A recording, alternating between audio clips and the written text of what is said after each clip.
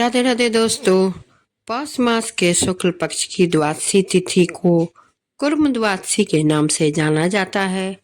हिंदू धर्म की मान्यताओं के अनुसार यह दिन भगवान विष्णु के कुर्म यानी कछुए के अवतार को समर्पित माना जाता है कि कुर्म द्वादशी के दिन दान धर्म श्राद्ध कार्यों से पापों का नाश होता है। इस बार कुर्म द्वादशी 31 दिसंबर को यानी बुधवार को मनाया जाएगा।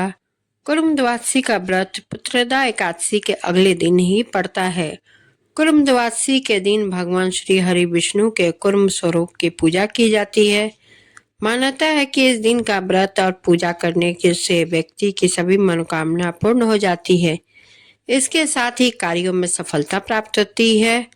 भगवान विष्णु के इस अवतार की कथा इस प्रकार है और पूजा विधि क्या है, ये सब मैं आगे की वीडियो में आप सभी को बताती हूँ। वीडियो में बने रहें। 31 दिसंबर बुधवार के पौष मास के शुक्ल पक्ष की द्वादशी तिथि है। इस दिन को कुर्म द्वादशी के नाम से भी जाना जाता है। कुर्म द्वादशी पर भगवान विष्णु ने कुर्म अथवा कच्छप यानी कछुआ का अवतार लेकर देवताओं और दानवों की समुद्र मंथन के समय सहायता की थी।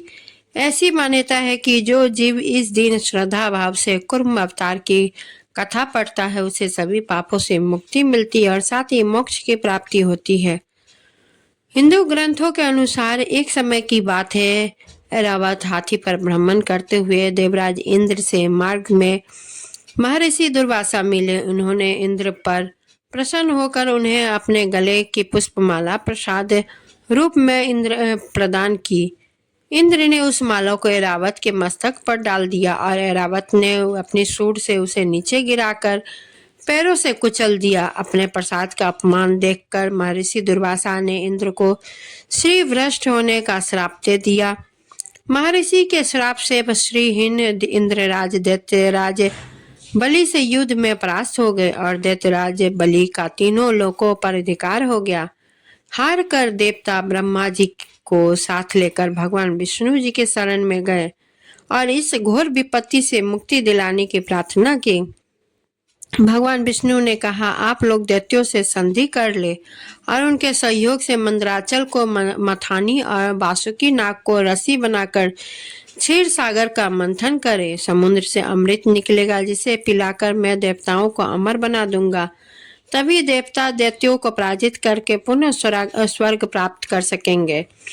इंद्र दैत्यराज बलि के पास गए और अमृत के लोभ से देवताओं और दैत्यों में संधि हो गई। देवताओं और दैत्यों ने मिलकर मंदराचल को उठाकर समुद्र तट की ओर ले जाने का प्रयास किया, किंतु अमर असमर्थ रहे। अंत में स्मरण करने पर भक्त भयहारी भगवान पधारे। उन्होंने खेल खेल में भारी मंदराचल को उठाकर गरुड़ पर रख दिया और क्षण मात्र में क्षीर सागर के तट पर पहुंचा दिया। मंदराचल की मथानी और बासुकी नाग की रस्सी बनाकर समुद्र मंथन प्रारंभ हुआ। भगवान ने मथानी को धंसते हुए देखकर वह स्वयं कच्छप रूप में मंदराचल को आधार प्रदान किया।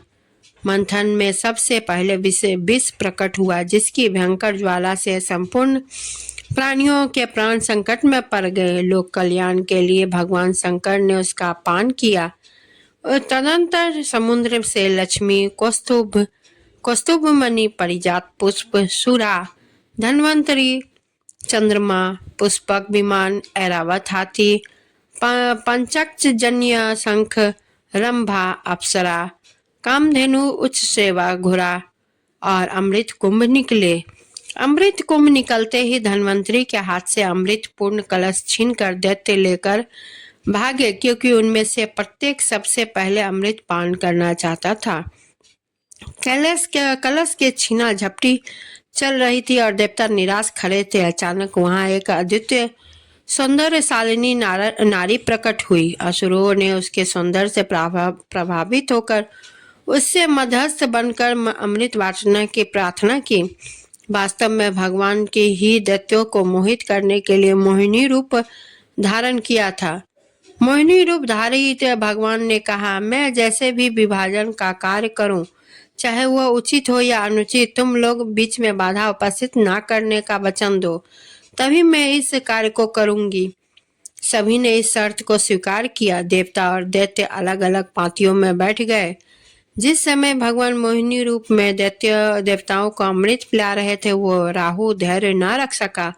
वह देवताओं का रूप धारण करके सूर्य चंद्रमा के बीच में बैठ गया। जैसे ही उसे अमृत का घूंट मिला, सूर्य चंद्रमा ने संकेत कर दिया। भगवान मोहिनी का रूप त्याग करके शंख चक्रधारी विष्णु प्रकट हो गए और उन्होंने चक्र से राहु का मस्तक काट डाला। असुरों ने भी अपना शस्त्र उठाया और देवासुर संग्राम प्रारंभ हो गया। अमृत के प्रभाव से तथा भगवान की कृपा से देवताओं की विजय हुई और उन्हें अपना स्वर्ग पुनः वापस मिला।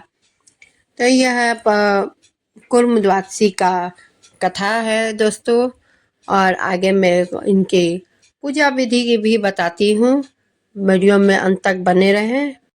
कुर्म द्वादशी की पूजा विधि इस प्रकार है। सुबह जल्दी उठकर स्नान करें।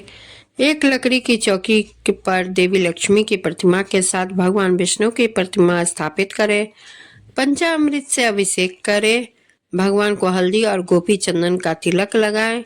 फूलों की माला अर्पित करें। देसी घी का दिया जलाएं। विष्णु सहस्त्र नाम और नारायण स्तोत्र का पाठ करें। आरती के साथ पूजा का समापन करें। भगवान विष्णु का भक्ति और समर्पण के साथ ध्यान करें।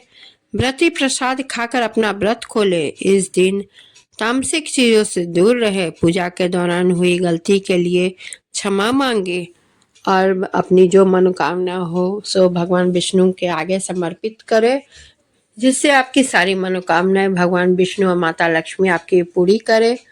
और आप सभी को मेरा वीडियो कैसा लगा कमेंट करके जरूर बताएं। वीडियो को लाइक शेयर और चैनल को सब्सक्राइब करना ना भूलें।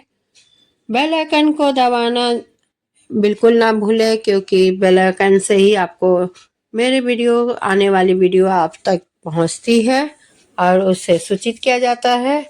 इसी के साथ मैं विदा लेती हूँ। धन्यवाद।